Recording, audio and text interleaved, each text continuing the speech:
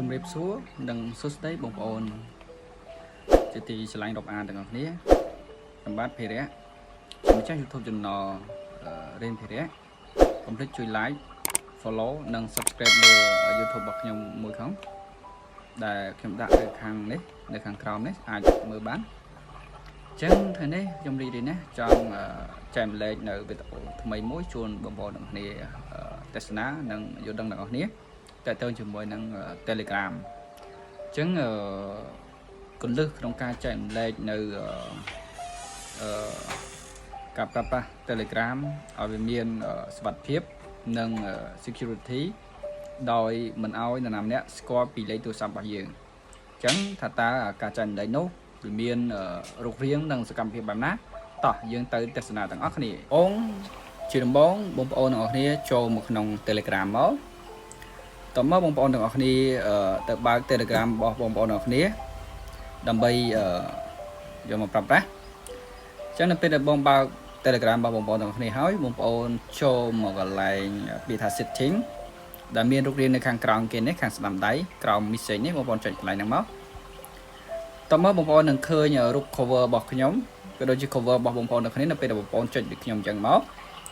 តើមកបងប្អូនទាំងអស់គ្នាត្រូវចូលមកបំពេញកន្លែង username ដើម្បីម៉េចដើម្បីជាដំណឬក៏ជា link មួយសម្រាប់ផ្ញើឲ្យទៅនរណាម្នាក់ដោយមិនចាំបាច់ឲ្យគេស្គាល់លេខទូរស័ព្ទរបស់យើងអញ្ចឹងថាតើ username នោះបងប្អូនត្រូវបញ្ចូលឲ្យណាអញ្ចឹងមិនបាច់បងប្អូនទៅឆ្ងាយទេគឺចូលមកកន្លែង edit តើមកបងប្អូននឹងរកពាក្យថានេះ username ខាងក្រោមនេះដែលរាប់ពីលើចុះមកកន្លែង birthday ឡើងហើយលេខនេះឆេងលេខទូរស័ព្ទនេះអញ្ចឹងបងប្អូនឃើញ username មកកន្លែងនេះហ្នឹងកន្លែងខ្ញុំចុចឲ្យដានហ្នឹងបងប្អូនចុចកន្លែងហ្នឹងមកដោយបងប្អូនវាយ username របស់បងប្អូនមកដូចខ្ញុំវាយ username ភារៈខ្មែរអញ្ចឹងណាអញ្ចឹងបងប្អូនចុចមកដូចខ្ញុំវាយ username មកបើសិនជា username ហ្នឹងមិនទាន់មានអ្នកប្រើប្រាស់ទេមានន័យថាបងប្អូនចុចដាំទៅវាអូខេអញ្ចឹងហើយវានឹង load ជាប់មកអញ្ចឹងជាប់ add ភារៈខ្មែរអញ្ចឹងទៅប៉ុន្តែបើសិនជា username នឹងត្រូវបានគេប្រើប្រាស់វានឹងមិនឲ្យចុចពាក្យថាដាន់ទេវាដាក់ sorry this username is already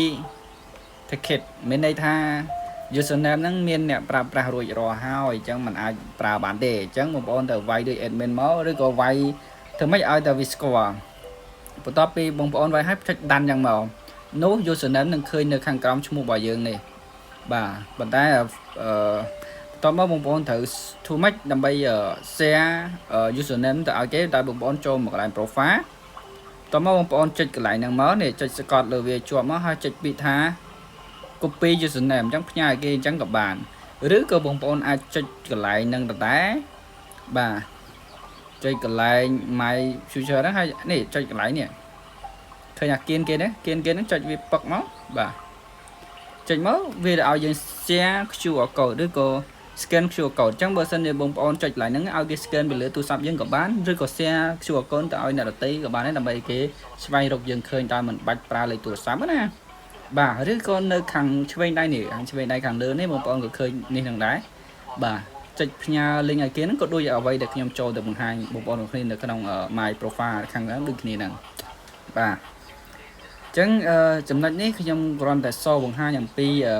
ការ share តំណឬក៏ share username ហ្នឹងទៅឲ្យអ្នកដែលយើងចង់ឲ្យគេស្គាល់ Telegram របស់យើងឬក៏ស្គាល់Telegram ទំនាក់ទំនងរបស់យើងបាទអញ្ចឹងវីដេអូនេះមានតែប៉ុណ្្នេះទេសម្រាប់ការចែករំលែកទៅបងប្អូនទាំងគ្នាវីដេអូក្រោយខ្ញុំនឹងចែករំលែកអំពីការបិទមុខងារមួយចំនួនដើម្បីកុំឲ្យគេ add យើងចូលទៅក្នុង group ដែលយើងមិនចូលចិត្តដូចជា group អីផ្សេងៗអញ្ចឹងដែលវាមិនល្អវាមិនប្រពៃអញ្ចឹងយើងអាចបិទមុខងារហ្នឹងកុំឲ្យគេ add យើងចូល group បានទៀតហើយអាចបិទនៅសារសម្លេងឬក៏សារផ្សេងៗឲ្យគេ forward ទៅឲ្យអ្នកដទៃបានក៏យើងអាចបិទបានដែរអញ្ចឹងវីដេអូនោះខ្ញុំចែកជូនបងប្អូនទាំងគ្នានៅវគ្គក្រោយវគ្គនេះគ្រាន់តែចែកជូនអំពីការបង្កើតនៅ username ដើម្បី